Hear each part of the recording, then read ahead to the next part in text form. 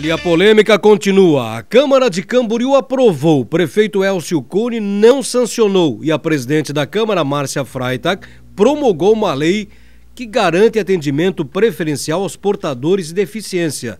Mas por que o prefeito não sancionou a lei? A orientação foi da Procuradoria Jurídica do município. Então vamos conversar com o Procurador-Geral do município de Camboriú, Hélio Derene Filho. Doutor Hélio, boa tarde. Como é que foi essa história, doutor Hélio?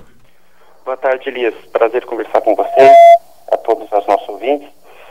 Elias, essa questão do veto, que foi o primeiro veto que foi encaminhado pelo prefeito Elcio Cunha no ano de 2017, ele decorre do processo legislativo, ou seja, um processo complexo para a criação das leis e para que elas existam no mundo jurídico.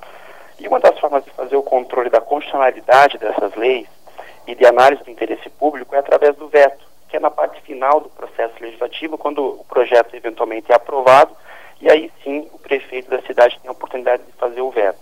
Isso acontece na União Federal, acontece no estado de Santa Catarina, né, com o governador, e a mesma realidade se reflete no âmbito municipal aqui em Camboriú. O projeto de lei, ele realmente é de extrema importância, mas ele tem alguns vícios de ordem formal. Então, todos os projetos de lei que acabam sendo remetidos para o gabinete do prefeito para sancionar, eles passam pela assessoria jurídica, pela Procuradoria-Geral, que é o órgão de representação do município.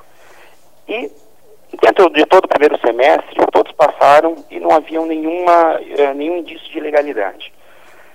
Mas, nesse processo específico, houveram algumas questões de ordem formal e que geraram aí, então, uma série de razões para que o veto acontecesse.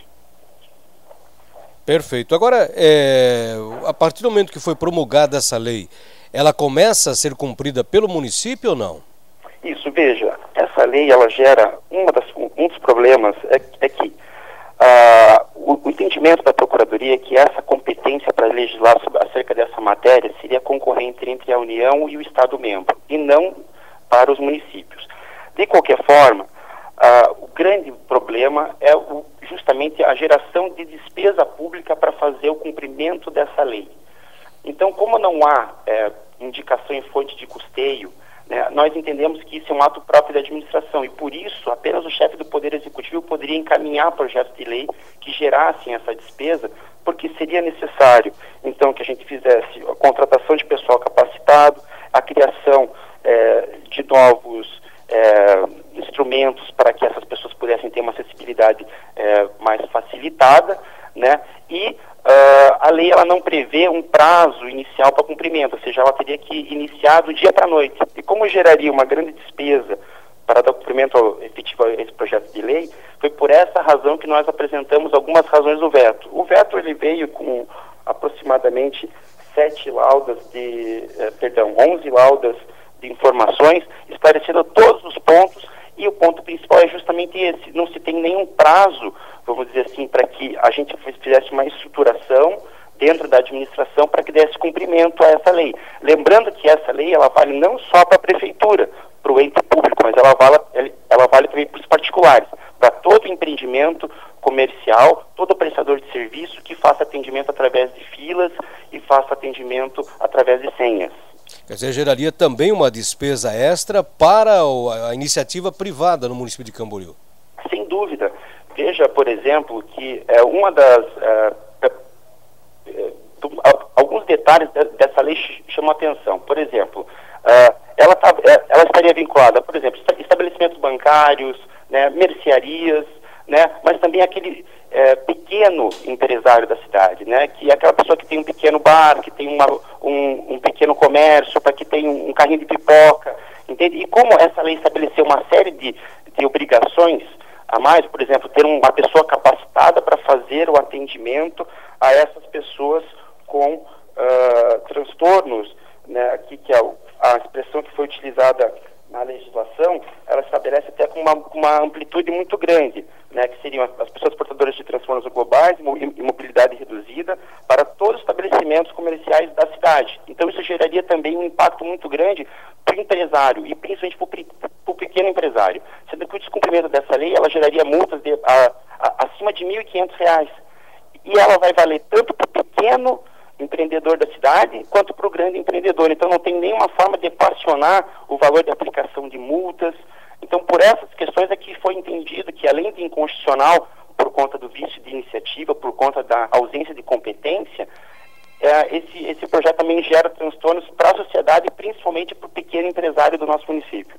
Agora, doutor Hélio Derene Filho, qual seria então o caminho jurídico para que ninguém fique no prejuízo?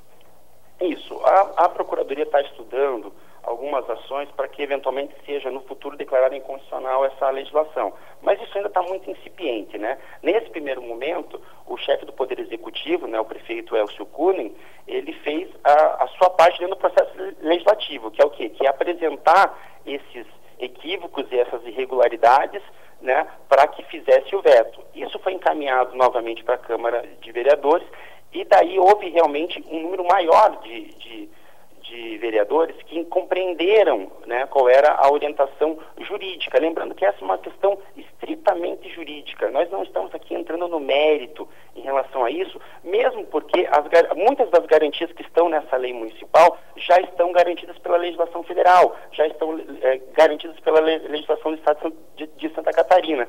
Então, nós não vemos nenhum prejuízo em relação ao veto, né, para essas pessoas, né, para esses portadores de necessidades especiais, né, e apenas estamos estabelecendo que o alto gasto público decorrente de uma aplicação imediata do dia para a noite gera transtornos de ordem administrativa muito grave e que vão gerar impacto também na iniciativa privada. Mas, de qualquer modo, agora o momento é estudar uma forma de buscar junto, talvez seja o caso de buscar junto ao Poder Judiciário, ou através de Madim, ou, né, para que a gente consiga eventualmente refrear esses, pelo menos apenas os aspectos negativos dessa legislação.